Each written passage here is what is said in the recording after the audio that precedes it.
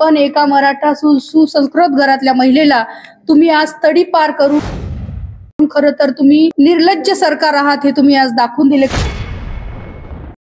सरोज देशमुख, आपल्याला माहिती आहे की राज्यभर आता मराठा आंदोलन सुरू आहे 8 महिन्यापासून आणि सगळीकडे मराठा आंदोलनाने गस्त घातलेली आहे। अनेक मावळे सगळेच म्हणजे आपण त्यामागे सहभागी आहोत।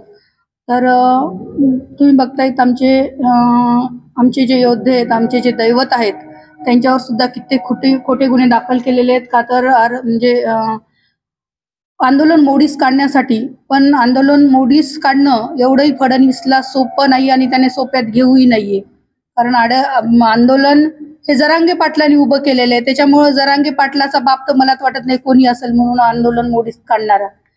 हा एक प्रश्न। आणि मला जे तडीपारची नोटीस दिलेली आहे, खरं तर आता तुम्हाला माहिती आहे की जरांगे पाटलांनी अपक्ष उमेदवार देणार असं घोषित केलं होतं आणि आम्ही सुद्धा एक अपक्ष उमेदवारामध्ये मी सुद्धा रेसमध्ये होती आणि आतापर्यंत कधीच मी राजकीय कुठलीच माझी भूमिका नाहीये किंवा कुठलाच राजकीय पक्ष नाहीये।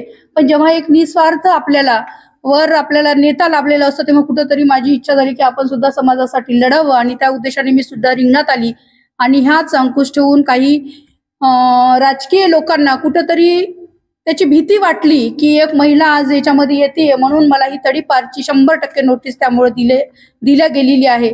आणि माझ्यावर जे मागील गुन्हे जे क्षुल्लक गुन्हे ज्या गुन्ह्यामध्ये तुम्ही तडीपार करू शकत नाही, पण एका मराठा सुसंस्कृत घरातल्या महिलेला तुम्ही आज तडीपार करून खरं तर तुम्ही एक निर्लज्ज सरकार आहात हे तुम्ही आज दाखवून दिले। कारण तुम्हाला माहिती आहे आपल्या या महाराष्ट्रामध्ये जिजाऊ सावित्रीच्या महाराष्ट्रामध्ये महिलेला माते समान, आई समान, बहिणी समान मानल्या जातं, देवी समान मानल्या जातं आणि त्या महाराष्ट्रामध्ये तुम्ही आमच्यासारख्या महिलांना तडीपार केल्या जाते। खरंच फडणवीस आणि मला जे तडीपारची नोटीस दिलेली आहे, खरं तर आता तुम्हाला माहिती आहे की जरांगे आम्ही सुद्धा एक अपक्ष उमेदवारामध्ये मी सुद्धा रेसमध्ये होती, राजकीय पक्ष नाहीये लाभलेला असतो तेव्हा कुठेतरी माझी इच्छा झाली की आपण सुद्धा समाजासाठी लढावं।